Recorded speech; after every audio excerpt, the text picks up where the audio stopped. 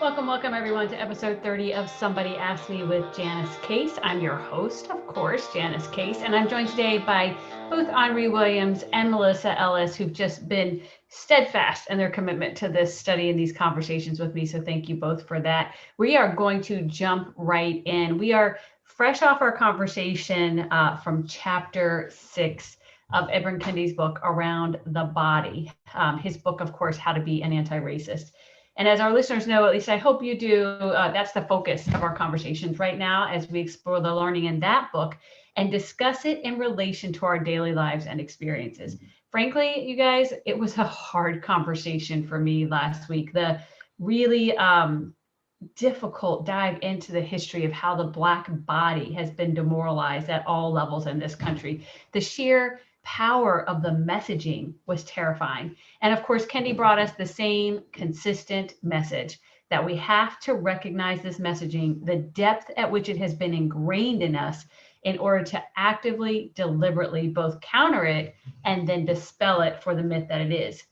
This week, he's going to turn us to the concept of culture. I think I've told you both, I've really been waiting for this one. As an educator, we have such a strong focus on this idea of culture, building a positive culture for our kids and our schools and our families, et cetera. And I was so interested to see how he was going to shed light on this concept from the anti-racist perspective.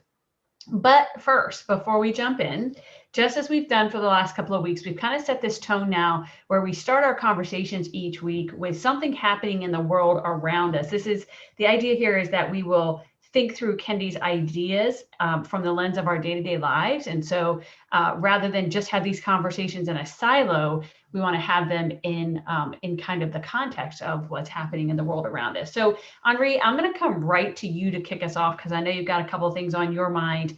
And I know that you'll just effectively, as always, set the stage for our conversation for today. So it's all you. As I'm reading this book and reflecting, a lot of this makes so much sense to me. And then there was this period where I didn't act, and then I did act. And I start to think my actions kind of coincided maybe a little bit more with I got older and started to see the realities of what I read and understood in terms of the day-to-day experiences I was having, especially as I'm having children. And then being in a position, certainly as you move forward in your life at times to be able to do something about it. Yeah. And the reason why I bring this up is I sent the two of you, you talk about a theme. Right. This has been a horrendous week, I say that, and let's pick a theme, Georgia, the governor of Georgia, literally signing a bill that says it's illegal for someone to be given sustenance while standing in a line. And anybody who understands the history of Jim Crow and poll tax, please help me understand how requiring a state ID that means you have to pay for something, is not akin to a poll tax. I have not seen anything in that bill that says we're going to enable people without cost to get the IDs and the certifications they need to legally vote, So, when I think about these things, it's like, oh my God, it just burns me, and I'll end on this, and then you can take over. I'm listening to this piece about Missouri and how, in states there's initiatives. When I lived in California, we changed a lot of things because we put it on the vote, right, and the citizens said, this is what we want, and all of a sudden it changes. Well, that doesn't work that way in Missouri, who happens to be controlled by the Republicans, because they all voted to expand healthcare coverage, to increase the access to Medicaid and Affordable Care Act benefits, And what does the Republican-controlled state government say? Ah, that's nice. We ain't doing it. So when you talk about pick a theme, Yeah. I go back to, was it last week or the week before? I think it was 2 weeks ago when we were chatting. And I started this whole discussion with, do you think Republicans in government are racist, biased, literally uncaring? And I mean, an article that came out of Missouri after this was quite frank. It said, geez, does Republicans care about poor people? Right. And so it kind of reminded me, and I said this to you, that, you try to figure out, how does this happen? And, are these things somehow couched in racism or bias? And I believe they are. And as I said, if you reference some different, some of the books, Sure. What's her name? Heather McGhee, when they talk about the Sum of Us, Yes. how, these policies was intended to do X, but it also took in a lot of other people. Yeah, absolutely. Well, like you said, a lot of what those examples that you just offered are, kind of a broader swath of people who are, like you said, poor people, right? I mean, just so many barriers. And of course, what we know is that there is a higher percentage of brown people, right, from all different kind of variances, if you will, in that category. And so in my mind, it's, there's a clear bias for both. And it really, Henri, what I'm sitting here thinking as you're talking is, okay, so how with in this moment in time, right? We have such a laser focus again on inequities, and systemic racism and all the things.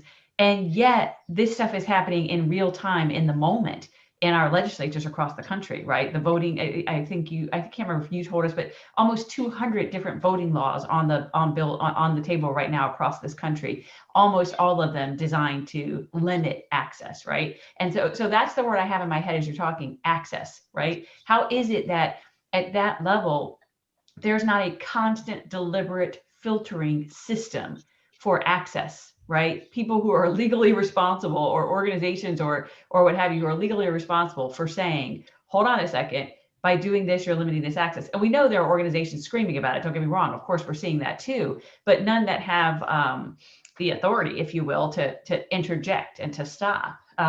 So access is the word that I have in my mind right now. And and that every decision we make is either giving more or giving less.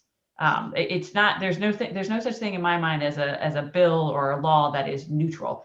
It's either providing more or providing less access to something, healthcare, housing, whatever it is. Melissa, what are you thinking? No, I absolutely agree. I think it's frightening, and I think that it is disheartening. It's hard to stay encouraged. It's hard to continue the fight when you see that happening. Like Henri said, when you have the people saying this is what we want, and yet the people in power say, nope, not gonna give it to you. Whether you vote, you followed the right process by voting. You did everything you were supposed to do, and we still have the ability, and we'll still take the action of not doing what it is that we know we're supposed to. And unfortunately, the way the government is set up in this country, we can't just kick them out. At least not right away. Right. That's a breach. That's a breach of your office, a breach of your trust. You're not doing what the people who hired you or voted you in are expecting and asking you to do. But there's, until it's time to vote again, you're there and you get to continue to destroy what this country is supposed to be. And it's extremely disheartening at times. Yeah. What it reminds me so much of, and I've said this enough times, so this is where I'm at. I mean, I just get, my head wants to explode, because like, what are you going to do about it? And the sense of times of powerlessness, which you really aren't powerless. Like, in this situation, what are we going to do about it? And I just reminded of the quote, "The arc of justice is very long." because this is truly where government comes into play, you know. And you know, and people talk, oh, I don't like government. Think about this. Historically, any culture or society had governance. You know, there was a group of elders or women, you know, and basically they couldn't exist without governance. And hopefully it's responsible governance, you know. Right. And you know, when you have smaller groups, maybe you're more likely to do that, you know, because people kind of know each other. And it gets more disjointed as the group gets bigger. But I say that coming back to, I honestly believe if we didn't have the 1965 Civil Rights Bill, in spite of people claiming, oh, I'm going to do the right thing, it would not have happened. We know that. And so governance, where does this come into play? Even though it's a challenge, this last election, we saw more people vote than ever before. Absolutely. We know they are making it harder.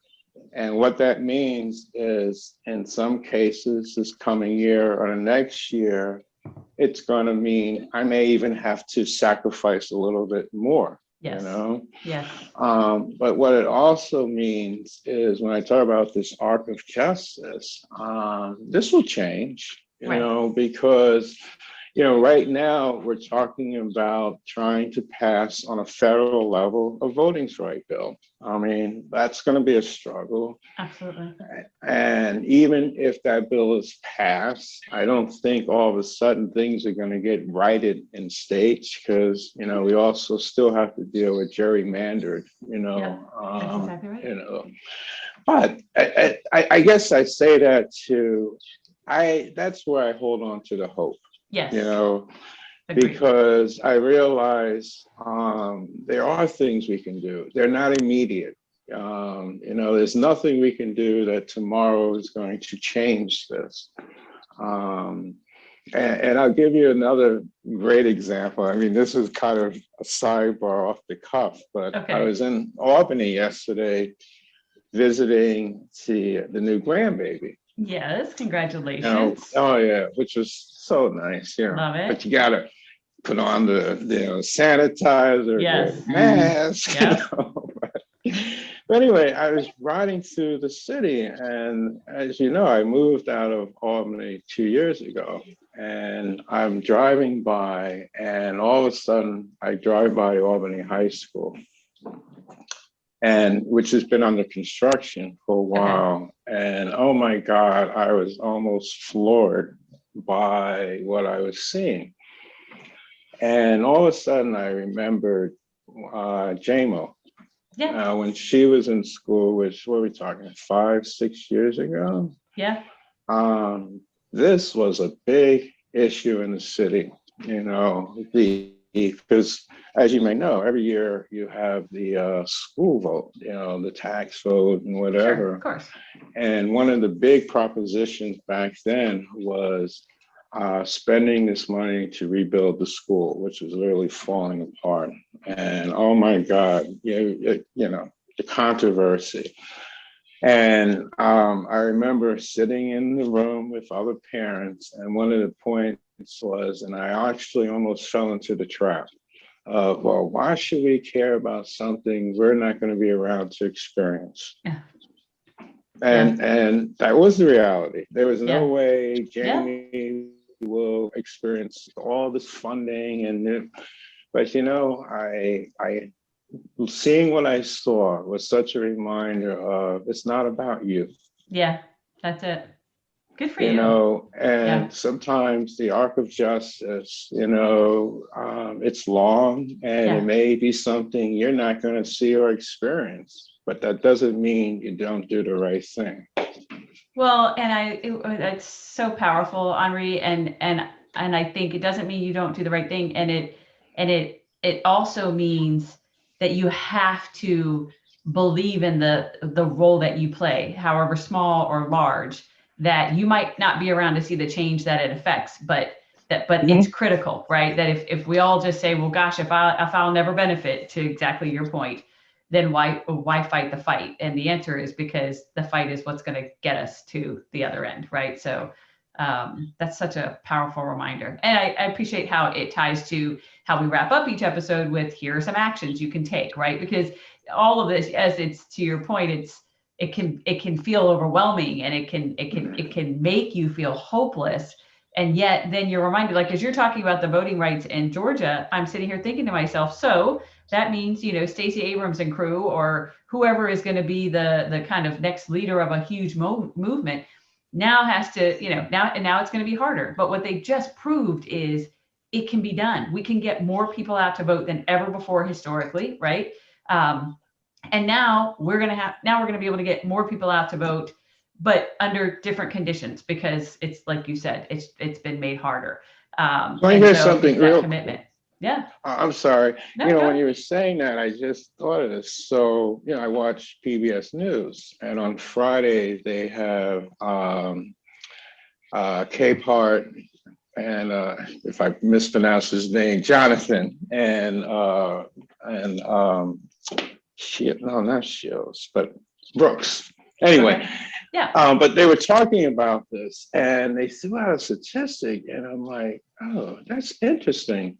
And basically, what they had shown is that these barriers that come about don't work. Yeah.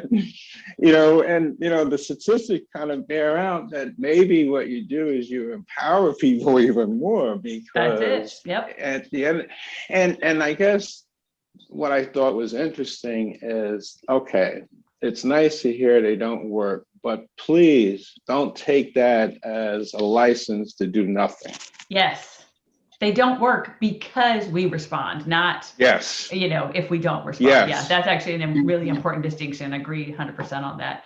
So, as Henri said, when we kind of started and we kicked off here, it's been a horrific week. And so I really appreciate, Henri, that you took us here to focus, because I feel like this is, this idea of, for example, voting rights, or, what's happening in Missouri, et cetera, is a perfect example of what we keep kind of bringing back to everybody and kind of sending home each time. And that is that every single day we're just living our lives, but this big stuff is happening.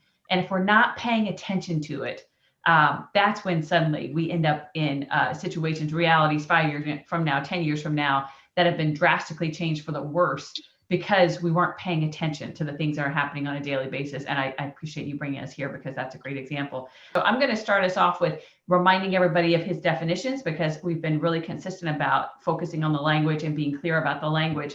So he starts the chapter off by defining cultural racist as someone who is creating a cultural standard and imposing a cultural hierarchy among racial groups. That's a common theme here, right? That act of creating a cultural hierarchy. A cultural anti-racist, then, of course, is one who is rejecting cultural standards and equalizing cultural differences among racial groups. So really kind of saying, yep, they're different, right? And they're, different doesn't create a hierarchy. Different is just different. And how we kind of better understand each other's cultures, et cetera. So I'll kick us off with that and just kind of set the stage for the chapter. And then, as always, I'm going to open it up to see if one of you have a distinct place you want to start, and then we'll take it from there. So when you think about the chapter in general, go ahead, Henri. So it was interesting, because I actually thought what might have made a little bit of sense is to group the two chapters together, culture and behavior. Sure. And I mean, I'll confess, I've probably reread those two about 3 times, 4 times. Okay. For different reasons. And this is something that I was actually chatting with another friend of mine who I'm doing some work with her church. Okay. And, we started to think, because we were talking about the book, and I said to her, even though I think he makes a lot of good points, one of the things I also say is we have to be okay with I don't agree. Sure. And so one of the things that just came across to me with these two chapters was semantics. Okay. And so one of the things, we talked about in the idea of helping people change is language. Right. And so, and I don't know if maybe there was an intent here. I can't recall thinking about further along in the book, is there a middle place? And I guess the middle place that I'm talking about is, so it's like you're culturally racist if you think this way, and you're culturally anti-racist if you don't. And where I guess is that falls in the middle is, so what about I don't maybe completely understand or Okay. See those aspects of it, Okay. Sure. And I guess when I think about going forward, having done this work, and I have a large audience in front of me, and I remember some of the feedback would be, somebody always jump up and say, well, I wasn't a slave owner, Right. And a lot of that has to do with, as you're doing this cultural competency or these trainings, sure, you start to label things and people in such a way, because as I'm reading this book, I mean, admittedly, in my lifetime, I ascribe to some of the things he's referring to. Right. I don't think of myself as racist, right. Nor did I think of my holding on to those concepts in the moment as racist, more than a lack of understanding. Right.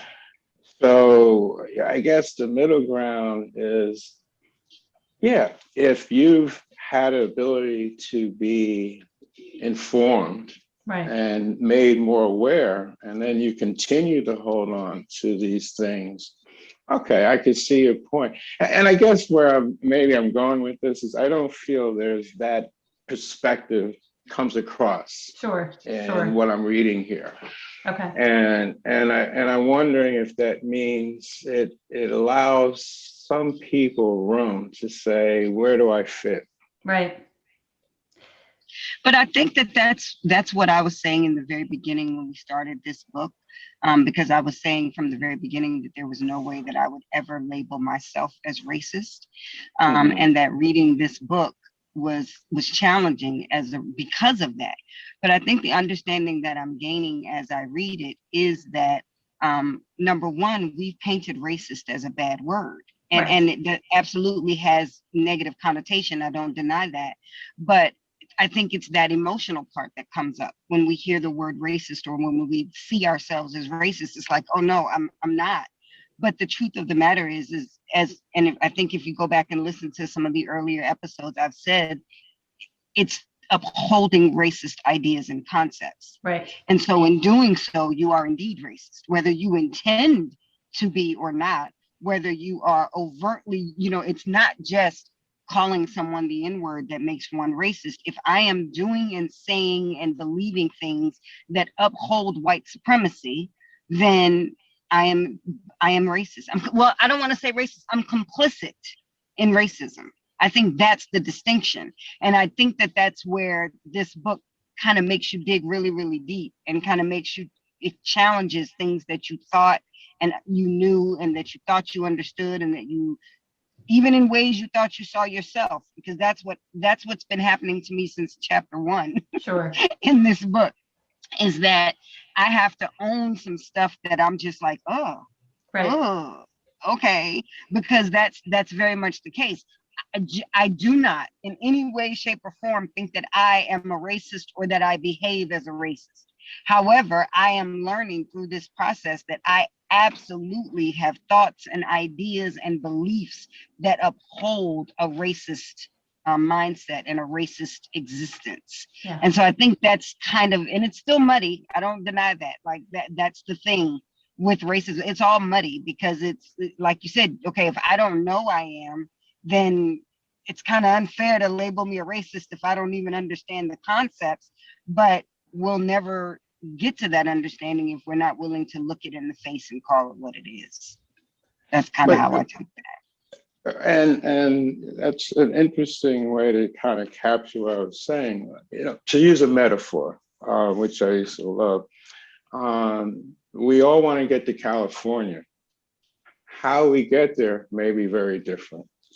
And so if the end goal is to have people become more aware and to behave in different ways, what I'm suggesting is that journey is going to be very different for people. And what I have experienced, at least in terms of being the facilitator of that journey as a trainer. Sure. I have really learned semantics and language. Oh my God, and I agree with everything you're saying, Melissa. I know where I want to go. How I take you there, I have to be very thoughtful. Sure. And even though I may know you may be the most outrageous racist in the world, it ain't going to be helpful to tell you that. Right. Right. Well, it's the whole, we've said this a couple of times throughout our conversations, it's the ideas of meeting people where they are and helping them understand where they are, because sometimes we're unknowingly where we are, if you will. But it's also having the conversation in a way that invites them in versus shuts them down or pushes them out, right? Henri, to your last point there, because if all I do is call you out, then I can pretty much guarantee you're going to shut down. And now we're not going to get any closer to California, right? Because I just shut you down. And so it's meeting you where you are. And I actually think that what I appreciate about his approach he definitely doesn't say, here's the middle ground. He's very clear about you either are or you aren't. And this part of this book, in my opinion, is about understanding where you are, because what he does, in my mind, is both with his own stories and the stories from his parents, is show how his own understanding evolved, that he very much, using your language, Melissa, upheld racist ideas himself.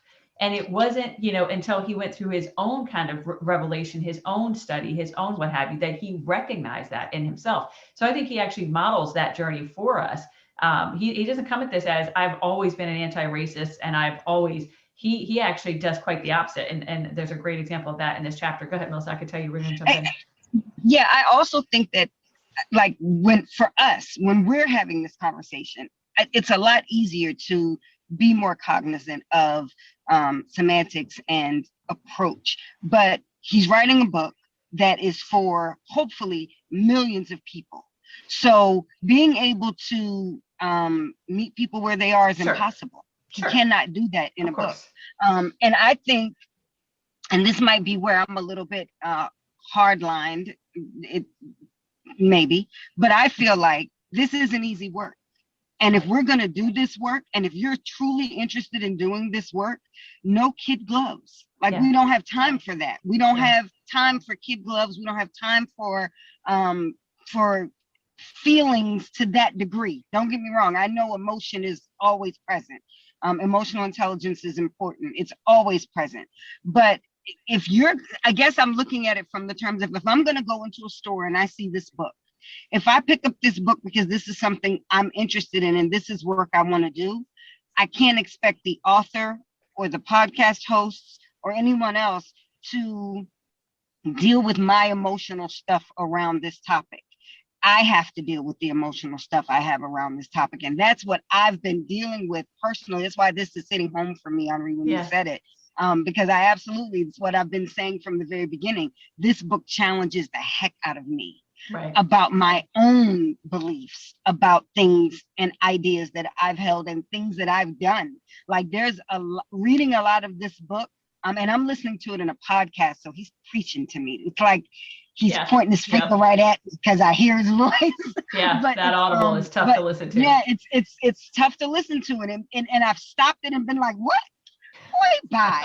And then I have to like go back to it, and I sit and I think about it, and I'm like, he's right. I've done that. I do that. I've said that. I believed that. And this particular chapter, if we can jump right in, because this one really, this was a big one for me. This is one of those ones where I'm like, nope, nope. And then I went back 3 days later and was like, maybe. And that is the issue. That is the issue of Ebonics and language. Yes. Now, there is no bigger grammar police officer than I promise you. I am the grammar police. It is a huge pet peeve of mine, because English was my favorite subject. I'm a writer. I love the written word and language in general. So when I see people butcher it, what I considered butchering it and botching it, it drives me insane. And then on social media, you'll see where people are making excuses for that by saying, well, it's not our true language anyway. So whatever, as long as you can understand what the person is saying, that's all that should matter. And I have rolled my eyes at that and scrolled past that so fervently because I didn't believe it.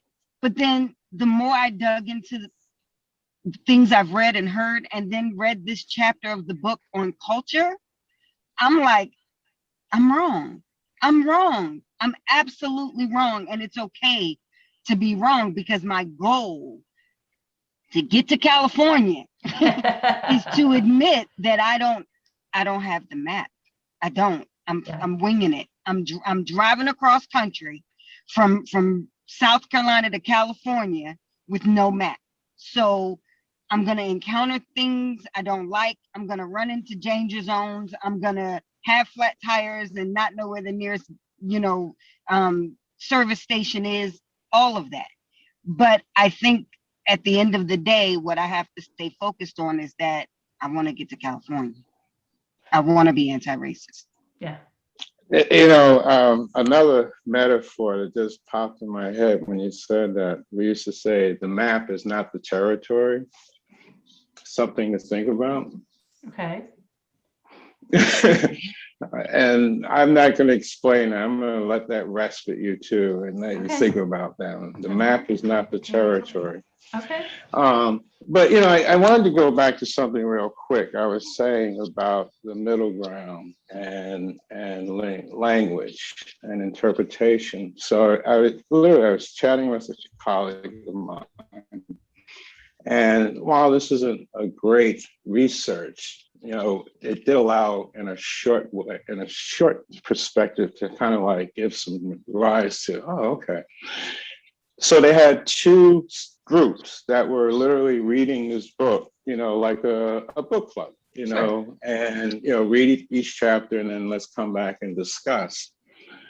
One of the groups was all white women, whites, and the other group had, majority whites, but a couple of persons of color.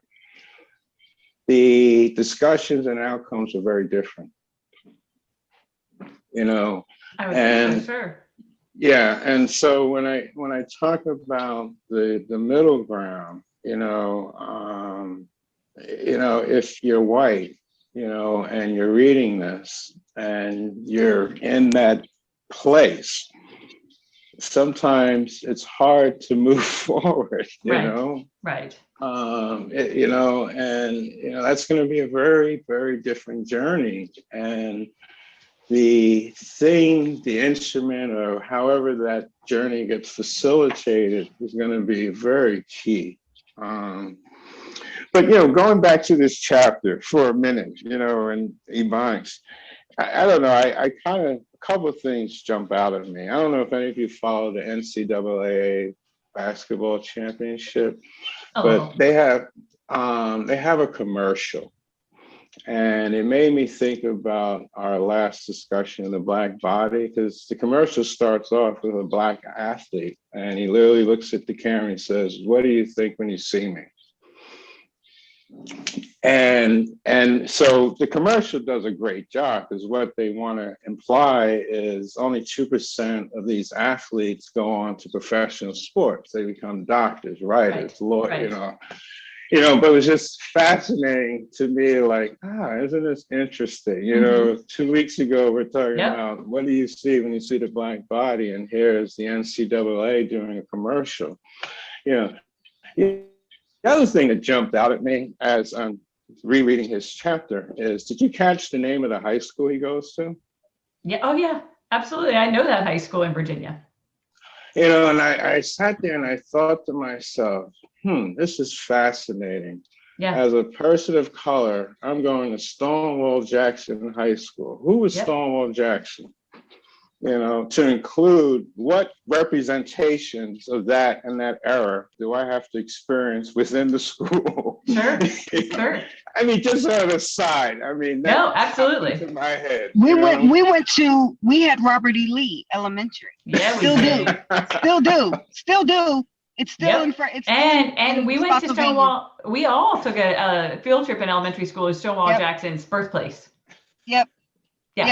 Absolutely. That's our hometown. That's where Janice and I are from. Spotsylvania, Virginia reveres the Civil War because they were part of it. And Robert E. Lee Elementary. It's right across the street from my sister's house. See it every time I drive home. Oh yeah. So this was right up, the chapter was right up my alley, like I said in the intro, because of education, right? And one of the things I appreciate, and you jumped us there, Henri, is, he helps us understand this thinking around culture with his own experience in schools.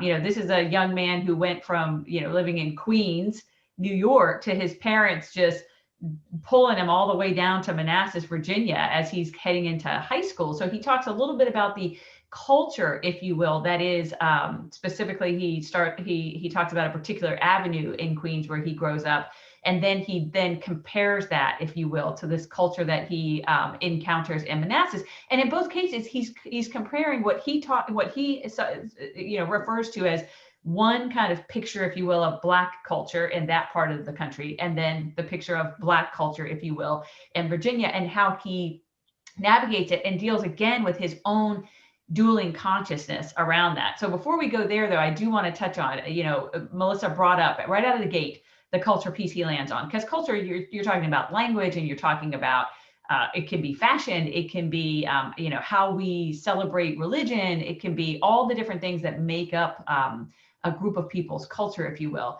So he starts right out of the gate with Ebonics and language. And for me, that was personal because, and I've mentioned this before, but when I was a middle school principal, I had a group of African-American parents and their sons who we worked closely with as they transitioned into middle school, which really was reinforced for me when he talks about his own kind of where he was emotionally as a middle schooler and how much he hated school and saw teachers as people who were just looking for ways to find his Black body at fault and pluck him out of there is what he says. But anyway, so with these parents, I remember they were a group of parents from whom I learned so much as a white school principal about how to create greater access for our students of color. But what the lesson specifically around Ebonics was this: I actually had a couple of representatives from this group of parents address our staff about what do we need to be thinking about as your sons sit in our classrooms, right? What are the obstacles that have been created that we may or may not be aware of? If they're there, how would you guide us in removing them, et cetera? And one of the things that one of the fathers especially was adamant about was language, and not to talk to their sons in their own colloquial language, right? That language that was Ebonics in nature, if you will. He did not want adults in our school to talk with them in that language because he needed his son to learn European white English in order to be able to not hit other barriers as he navigated life. And so there, we were all like, okay, got it. And then Melissa, to your point about how Kendi keeps making you rethink what you thought you knew. And then you read this and you realize, okay, he's actually making an argument for, hold on a second, let's talk about that standard you've set, right? If we're going to constantly tell other groups of people, you have to live to one standard, and the standard in this country has been white European, then let's talk about the nature of language. Well, where did English come from? Because guess what? English wasn't an original language, right? It comes from other languages. So how do you accept that, but then tell a different group of people that this language they've created, the Ebonics in this case, is bad because it's not English, because it's not an original language, when in fact your original language wasn't an original language. It was fascinating. Yes. And I think the thing about that part that really hit home for me, because I am still a lover of, I hate to use this terminology, for lack of a better word, standard English, proper English, whatever you want to call it. I got you. And I am still a believer that it is necessary for everybody to know and understand it, because unfortunately, that is what the world operates on. Like that is what the world operates, at least in this country, not the world, I'm sorry. That is what the United States operates on. And I am all for kids being able to do both, or people being able to do both. And we call it code switching. Code switching, where when I'm around my friends and family, I'll say, girl, please. But when I'm out around someone else, I'll say, oh no, excuse me, or however I need to phrase that, because I'm all, I don't like it. I don't like that I have to do it, but the reality is that I do. Like, that's the world we operate in. What I want to see, however, is that we stop demonizing the Ebonics version of things. We stop tying it to being uneducated and stupid. We stop treating it as if it is this horrible thing, and as if we don't understand it. Like, even in, your standard white family, when you're around your friends and family, you're going to talk differently. You're going to use slang. You're going to use nicknames. You're going to do all of that. It's no different. So when you hear it or see it coming from a person of color, to then switch that into you're stupid, or what in the world are you talking about, or what are you saying, when you very clearly, it's very obvious what I'm saying. I'm just not saying it the way you say it. It's the demonization of it that I think is problematic. Yeah. I'm glad you said that, Melissa, because you touched on the part that bothered me about this. Yeah. The Ebonics discussion, because, I grew up in New York City, and, let's talk about culture shock, like him, I grew up in New York City, and then I go into the Army, and I'm in Augusta, Georgia. Oh my God. Wow. And here's one of those confessions. Man, what's wrong with these Black people down here? And rather than looking at it as different, my first perspective is, what's wrong with them? That's exactly it. And I would imagine on some degree they did the same to me. Oh, there's that Yankee. And then they did call me Yankee. And probably ascribe certain things and behaviors to me, just like you say in the book, And so I admit I was there too, and some of that crazy thinking,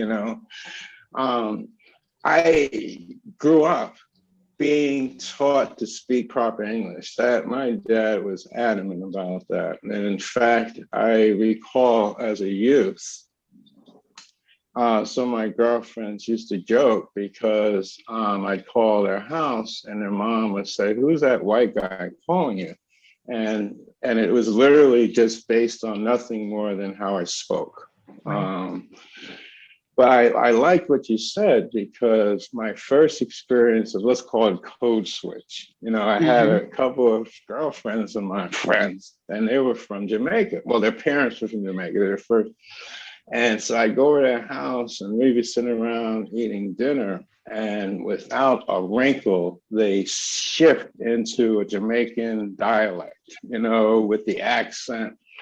And it's seamless. Literally, it was seamless. And I'm like, oh, wow, that's interesting. And probably I said to them, you don't talk that way when we're hanging out, but no, that's, what I do when I'm with the family and the culture.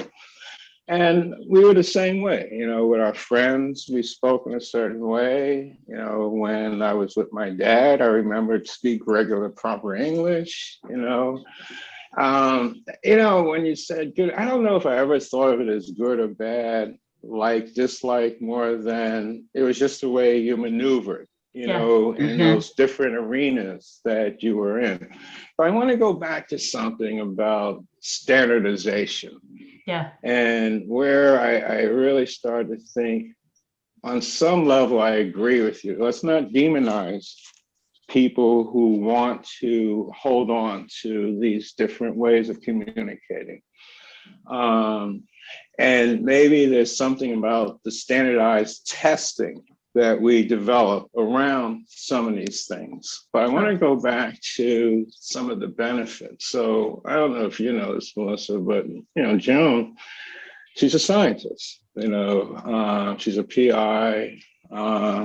She gets invited to meetings nationally, internationally, and I go with her. No matter what meeting we've gone to, whether it's in the United States or in Europe or in any other country, what is the standard language that is used? English. And I'm not getting into proper English, correct English, more than, as I read the chapter, I said, but there's something interesting about how we need to standardize something, that allows us all some common way of understanding, Yeah. Yep. And I absolutely agree. Yeah. And so, can we achieve that without, as you said, the demonizing of the other, And I think that's the point. And I don't think that's the conversation we have often enough. To give you guys a very prime example, and I think you both know that I currently live in South Carolina in the heart of what's considered Gullah Geechee land. Like what's that? It's where slaves were first. I don't want to say from the slave trade. This is where many of the ships first landed. And the natives here actually still very strongly hold on to their heritage, like very strongly. So it's funny that you mentioned Jamaican, because when I first moved here, that's what I thought they were doing. I thought they were speaking patois because that's what it sounded like to me. It's a very Caribbean sounding language. But I've come to learn that no, it's actually a Gullah Geechee language. And it sounds very much like what people call broken English. They don't complete words all the way out. Like, for example, they'll say "e mussa," like he must have, or mussy. You know what I mean? And so it sounded but it's a very strong sense of pride here. It's their culture. It's their language. Now, I've lived here for 20 years, and seeing it now, it's starting to pick up steam on social media, and so it's reaching larger. There's actually a young brother right now who's teaching this language at Harvard. Oh, wow. That's what he does. His name is Sun Michel. He teaches this language at Harvard. So it's getting more national exposure. The reason I'm bringing this up, though, is that there is a group for this area on social media, comprised of both Blacks and whites that live in the area. Blacks will go into the group and make a post using this language. And you would be amazed at the number of white people from this area who will come on there and say, what in the world? You need to go back to school. That isn't even, what are you saying? That's not even English, like all the time. Right. Now you have the audacity to be living on this land where this is native language. Right. And you demonize it and call it stupid and call it uneducated and call it all these things when you're the dumb one, you're the uneducated one, you're the ignorant one. But because this society has made that standard of proper, and I'm doing air quotes because you guys can't see me, of proper English, the standard, all others gets demonized. And I've seen that on a lesser level when you think about just Southerners in general. When we hear Southerners speak, being from up north, or if you're a Northerner or ever live up north, sometimes when Northerners hear Southerners speak, they just immediately think stupid. Yeah. They just immediately think that you're not as educated. And it's just not right. And so that's where I think he challenged me for sure in this book. But that's where I think we have to really get when it comes to language, is that there is no one way of speaking that is the right way. It may be the standard way, it may be the more popular way, it may be the common way, but it's not the only way. And that doesn't make it the right way. That's it.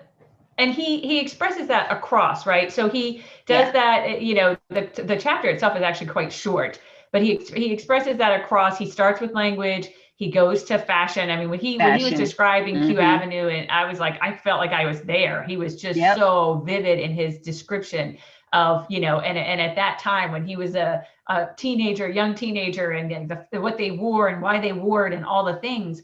And then he also stretches that to how they, you know, he has a scene there that he maps out of sitting in church, right? And really experiencing culture from that perspective. And of course, they also look at music, and that's another really hot topic, right? When you think about all the ways we misunderstand each other, and Melissa, you've thrown in a couple too, even just as simple as an accent, right? Being from a certain part of the country and assumptions that we make.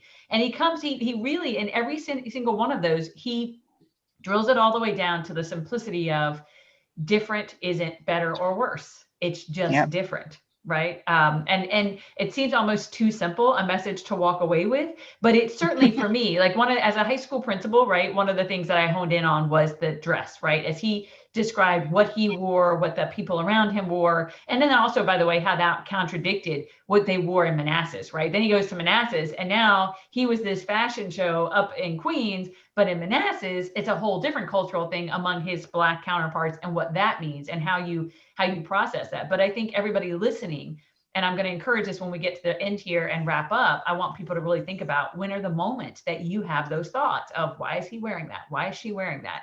You know, doesn't that make them sound this? Doesn't it make them sound not as smart as we are, et cetera? So anyway, go ahead, Henri. I know you want to jump in. Oh, no. And it's funny because, you know, as you're saying, I'm thinking back and like, oh, that's so fascinating because, you know, I grew up in New York City. And because I'm the generation before, we weren't the sneaker generation. Right, so when you talk about sneakers, I'm thinking, oh, geez, we wore, I don't know, I'm going to date myself, Playboys.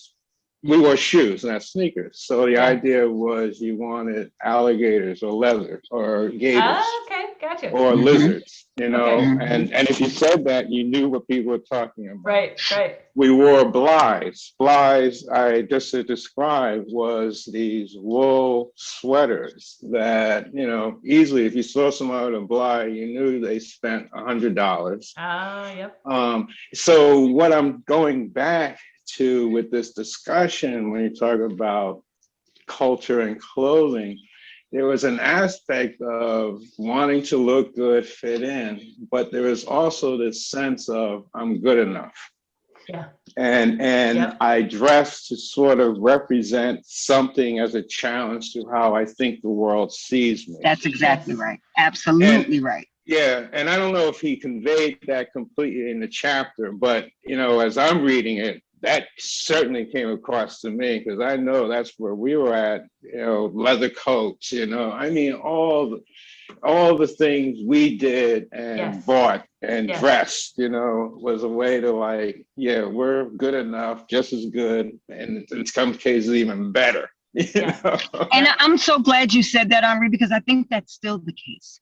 I think that that is something that we as Black people will deal with for generations to come unless we are open and honest and admit it and speak about it. But that is absolutely the case. And that is one of the reasons that we struggle to have a strong financial footing, because when we do have money, we waste it on trying to show the world that we are better than, or, you know, better than what the world has said we are. That's why we, unfortunately, as a community, invest heavily in name brands, and we want to show off fancy cars with big rims, because to us, to our community, if we can show the world that we have made it, then we've combated all of those negative stereotypes, when in fact we haven't really. Like we look the part, we're not actually in the role. And I think that's a very important point to make, because I know a lot of people think that they look at Black people and say, well, why are they spending hundreds of dollars on sneakers? Like, I've seen it on social media where we get demonized for standing in long lines to buy Jordan sneakers. You'll see that everywhere, where you're standing in line to buy sneakers, but you won't stand in line to vote. You know, we get that a lot.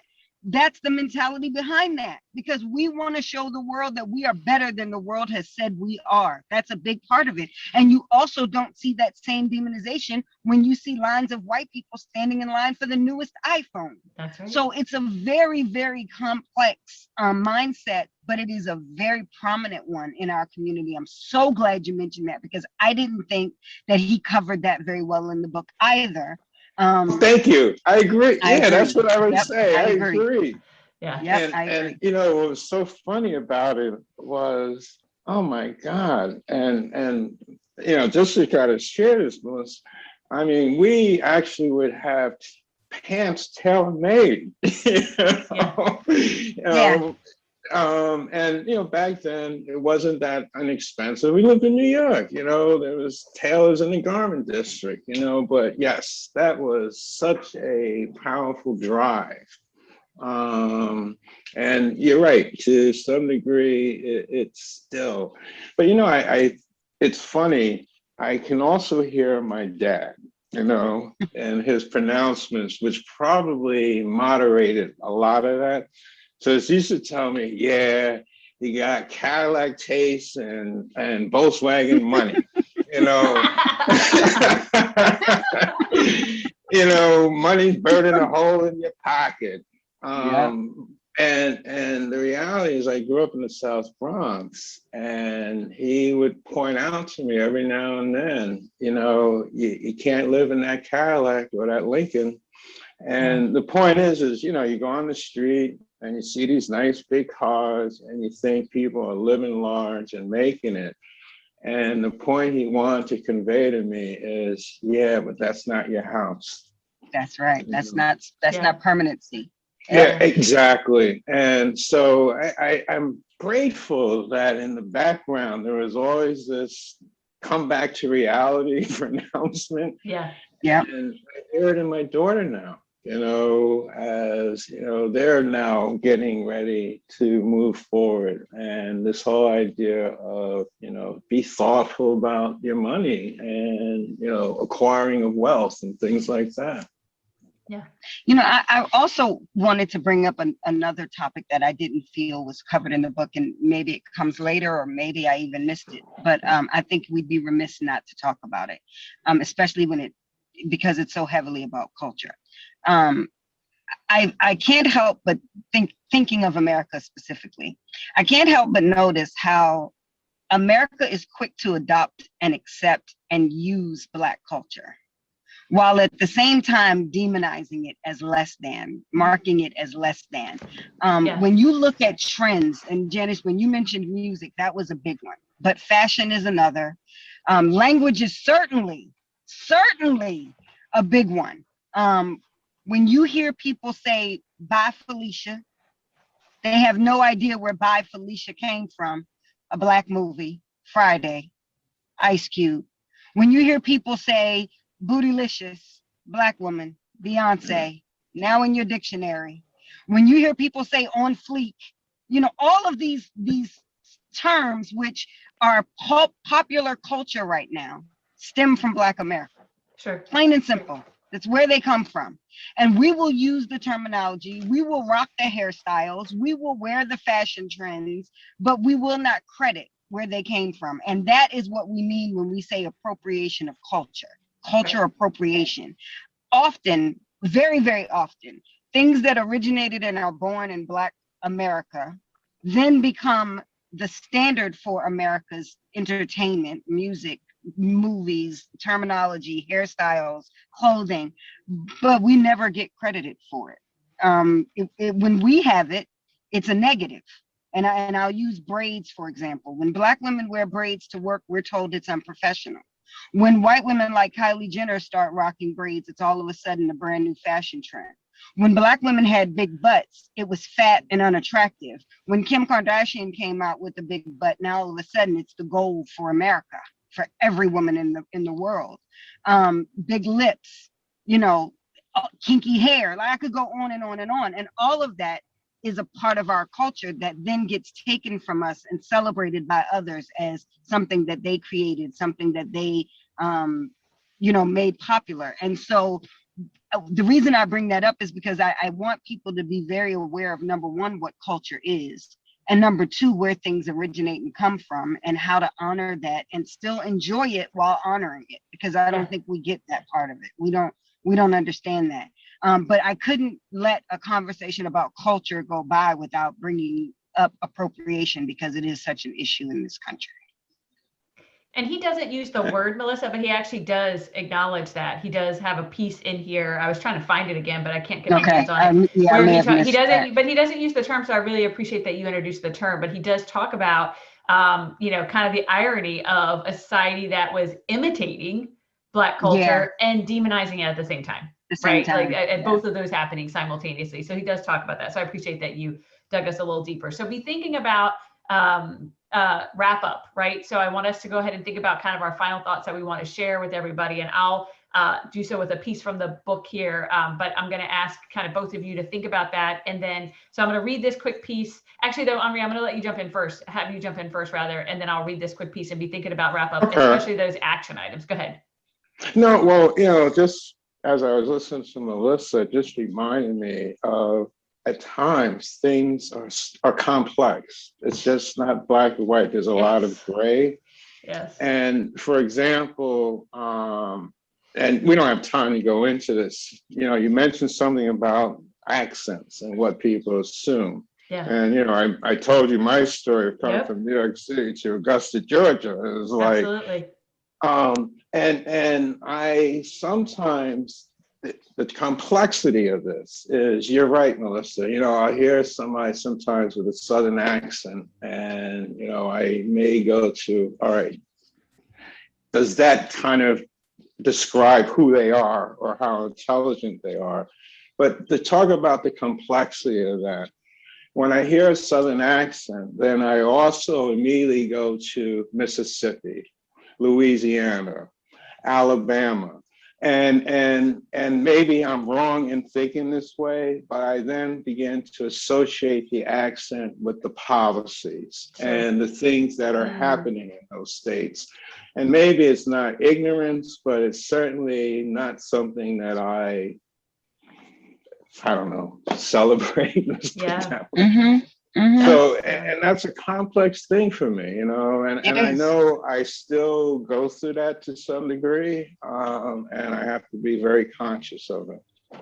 That's really important, Henri. I really appreciate you saying that, because it just thinking about, like you said, at that level of, you hear somebody talking in a certain way, you immediately align them with a certain part of the country, and as a result of that, align them to the thinking that's prevalent based on state policy, et cetera, in that country, and make an assumption about them then as an individual. And how we have to be, and you both said this in different ways today, we have to be intentional about not doing that, catch ourselves doing that, and that could turn into one of our action items. So I'm going to take us back quickly to the last piece. He wraps up his chapter on culture, which we can see we could spend a lot of time on, right? Because there's so many nuances to it. And to your point, Henri, flashing ahead to next week and behavior, I see us coming back and pulling pieces from culture there too. So this conversation's not over by any stretch.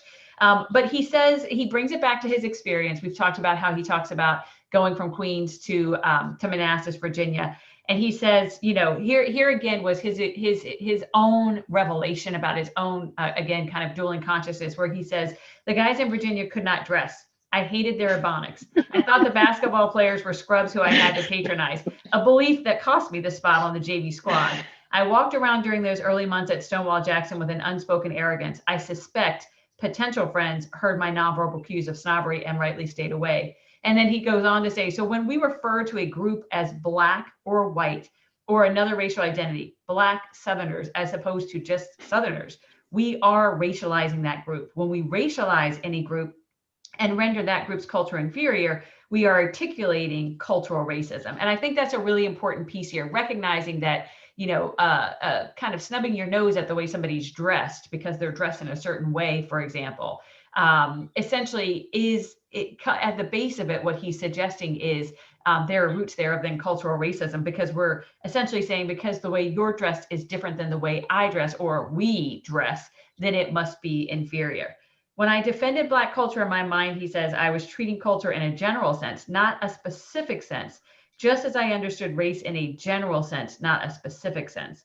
I knew it was wrong to say Black people were culturally inferior, but I was quick to judge specific Black cultures practiced by specific Black racial groups.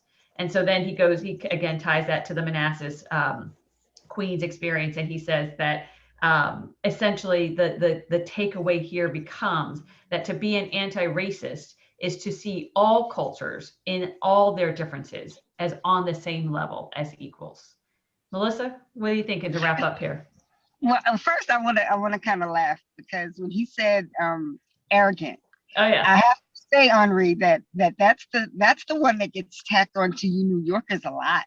Yeah. People think New Yorkers are arrogant a lot. I have a lot of New York friends, and it's always that. Like they think they're better than, and oh my goodness, so yeah. Oh, Yankees. I had to laugh because I was thinking of you coming to Augusta and what your thoughts were about them, and I'm thinking, oh, but if you probably knew what their thoughts were about you, probably much of that. So no, I just thought that was funny. But to wrap up, I think my action things would be, I think something that Henri and I both have spoken about today. And Janice, although I know you haven't outright said it, but I know that this is what brought you to this place of doing this podcast in the first place. Yep. And that's challenging yourself. Yep. Like we have to challenge ourselves. We all want to, it's very easy to say we want to change the world, but we have to first change us. Yep. We have to change our mindsets and our attitudes and our beliefs. And so I think that that's why this book is as powerful as it is. I think that's why this podcast is as powerful as it is because, and we're being honest about the fact that it is causing us to challenge ourselves on what we believe, think, feel, do, say, all of that. So my biggest takeaway today and my action step for anybody listening would be to challenge yourself. As much as, and probably before you challenge anybody else, you have to look at your own views and your own thought patterns and things you believed and things you've said and done, and be real with yourself. As we mentioned earlier, the emotions will come up. Nobody wants to think they are a racist or that they uphold racist ideas or that they play a part in what we all believe to be a big problem in this, in this world, which is racism and anti-Blackness and all of that. But we do. It wouldn't be pervasive if we didn't. It wouldn't continue if we weren't playing a part, if we weren't allowing it to continue. So we have to check ourselves. We have to challenge ourselves. And we also have to be a bit more open-minded. I think we have to research what culture is and what different cultures are, make ourselves familiar with that, open up our world to what that is, and then spread that message to everybody else. Yeah, love that. Thank you, Melissa. Henri, what are you thinking? Yeah, this is going to sound a little complex, but you all know me by now. We expect it. Nothing less, friend. Nothing less. And thinking about everything you said, I just want to say, Janice, these podcasts would not be the same if Melissa and I were white. 100% agree. Let me just start off there. When I said something earlier about, how do we contrast some of this stuff? It's complex, and I guess what I'm thinking about is how do you unshackle yourself, from the beliefs and the thoughts. And at times, I've gotten better with this, used to get annoyed with myself, thinking retrospectively of how much I gave in, right, to the thoughts and the beliefs. And I come to realize one of the liberating things for me has been to be able to let go. Like, for example, and it just pains me to think about this, there was a time, and even growing up in New York City, if you went shopping in a department store, you dressed appropriately. And especially if you're a person of color. And the whole purpose of that was to not be seen as someone who possibly might want to steal something. Yep. And so can you imagine people dressing up to go fucking shopping at Macy's? Excuse me for putting it that way. Okay. But that's the era I grew true. up in. Yeah. Yeah. And I don't know. And I see it still with some of the elders. They still hold on to some of these things. And so the unshackling for me was, getting to a point where I really don't care, or I don't necessarily don't care, but I don't believe I want the world to see me through that lens. Right. And if you see me through that lens, then you miss me completely, and I sometimes get mad at myself for not coming to that sooner. Yeah. One minute. But I realize the complexity is about your environment and power. And this is where I'm going to shift for a quick minute here. In New York State right now, I don't know if any of you have been following the news, our governor is under a lot of tension. Yep. I spent almost 20 years working for the state. Anybody who worked for the state, I'll just put this, a lot of this, I don't have the actual evidence of what the women said, but trust me. Right. If you worked for the state, it's like, well, what else is new? We all knew he was a bully. Okay. And so a couple of people have kind of said, well, geez, and it could be assumed as a lack of empathy, well, why do the women put up with that? Right. They're professional. And at one point I may have even thought that myself. And it then goes back to something I think we said, early on in some of our discussions. My ability to leverage my change is about power and my circumstance. And while I want to hear you say that and maybe be open to how you believe, I think we also need to be sensitive to people's circumstance. And they don't necessarily put up with what they shouldn't need to put up with, more than there's this complex piece about power and circumstance that doesn't always make it easy. Yeah, that's huge. Yeah. Thank you for pointing that out. Melissa, what were you going to say? I just wanted to say this really quickly because it clicked for me when Henri was speaking. I think a lot of times we don't understand people's rebellion. So like to hone it down, when Henri was talking about having to dress up to just go to a department store, that's why you see people now walking around in pajamas.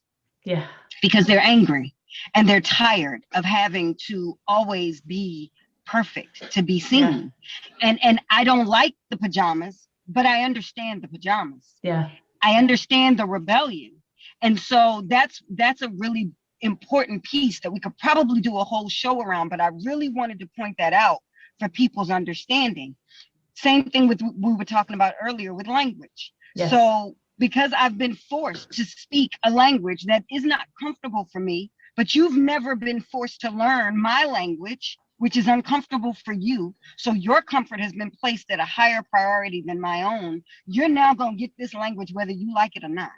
You now gonna hear these ebonics whether you want to or not. That's what you're gonna get. Yeah. Because we're angry, we're frustrated, we're tired. And so I want people to really think about that and pay attention to that when they see things they don't understand from a group of people.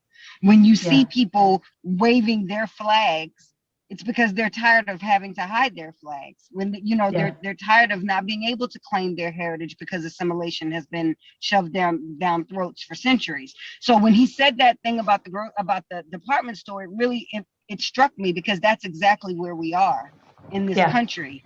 We're tired of having to fit a mold that never considered us. So we're breaking the mold now and we're letting you see our world.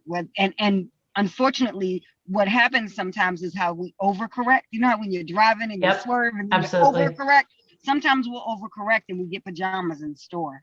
It's an overcorrection. And I hope, taking us back to the beginning of this podcast, I hope we do get to that middle ground, Ari, because I think it's necessary. The overcorrection can be just as dangerous as the potential accident, but we have to go through both to learn. And so I think we're in the middle of that learning process. I just kind of wanted to point that out.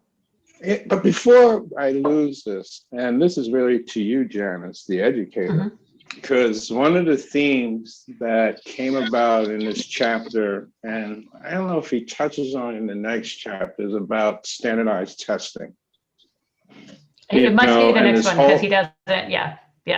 Okay, so maybe it's the next one. So think about this going ahead, because what I wanted to say is, as someone is an educator in education, what he's purporting is not new. I mean, we have, if you follow the research, you've always seen that there is disparities, between these IQ testing, who tests well, who doesn't.